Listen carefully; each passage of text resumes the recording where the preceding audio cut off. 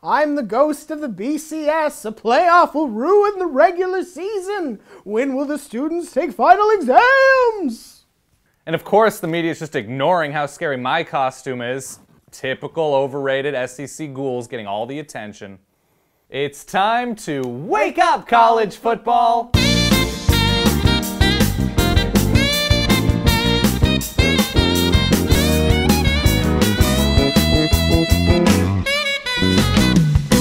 Welcome to the Wake Up College Football Halloween Ghoulish Spectacular. My name is Dan, that's Ryan.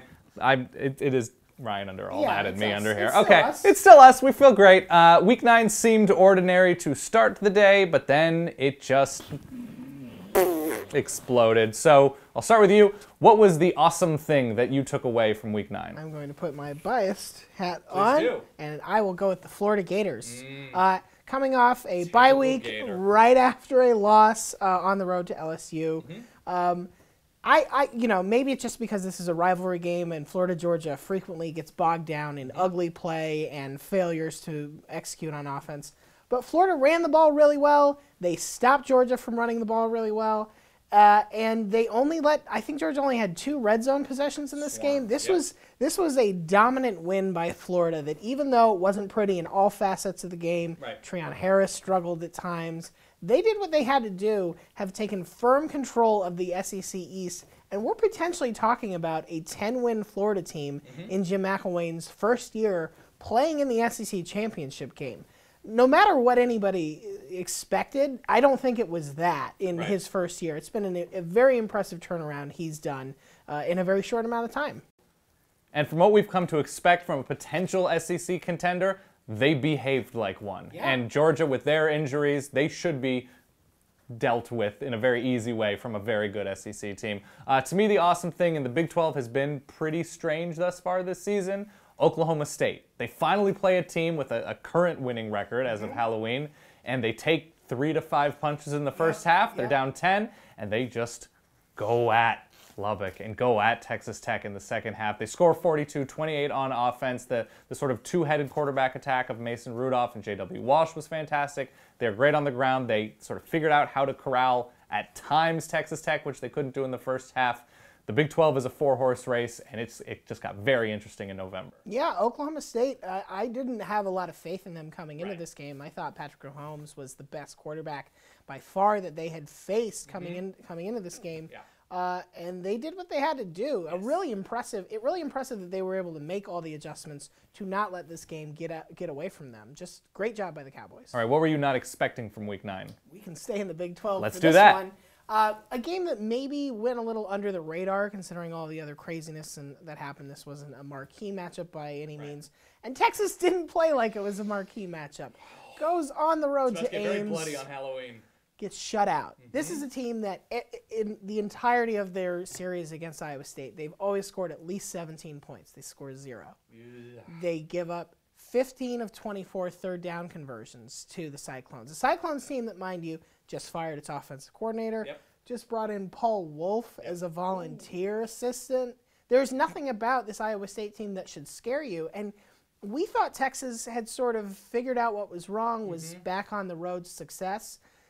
Everything we were saying about Charlie Strong and how the fans weren't happy and the direction of the program seemed very lost, that we were done with. Right.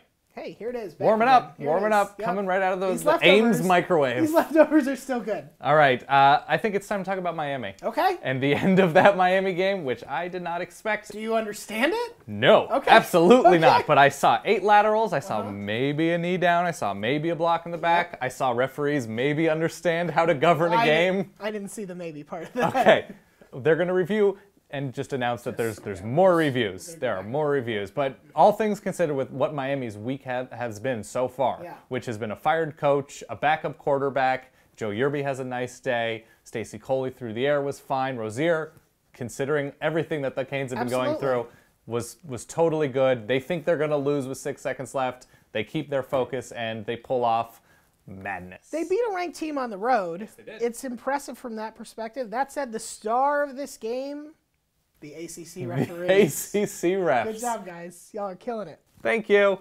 What to you, when you look forward, meant the most? Let's talk about Iowa. Let's do that. It's been too long. Yes. Iowa hasn't lost this season. And granted, we've talked about how it hasn't been the most amazing schedule that they've played.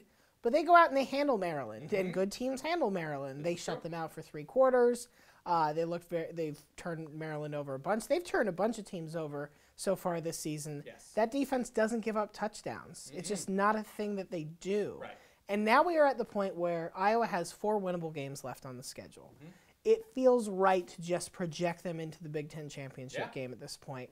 And now the question is, what can Iowa do in that game? Because I don't think it's fair to sort of just say, well, they're going to play either Ohio State or Michigan State, and they're just going to fall down and die. Right.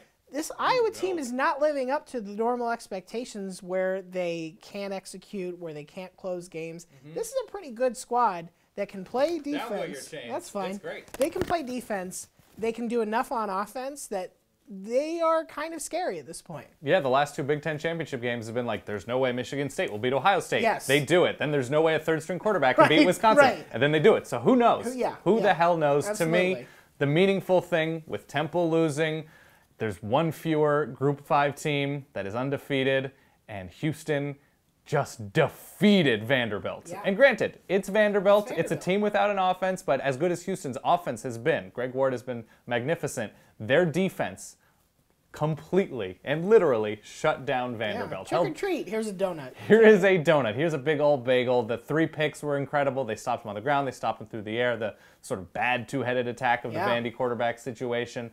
Houston is a complete team. Todd Orlando is a great defensive coordinator. Herman, we know about his offensive prowess, and not a surprise there, but the H-Town takeover is real. The Cougars have put themselves at least in a position with this Memphis game coming up to have many good wins. So fun. God, is that going to be fun. So fun. And Houston is not in a position right now where we're talking about them as a potential playoff contender. Right. But it doesn't seem crazy to say that there is a path for them to get there. They can launch themselves into that, Maybe I'm rooting for that because I'm weird and I love chaos. Right. Who's to say?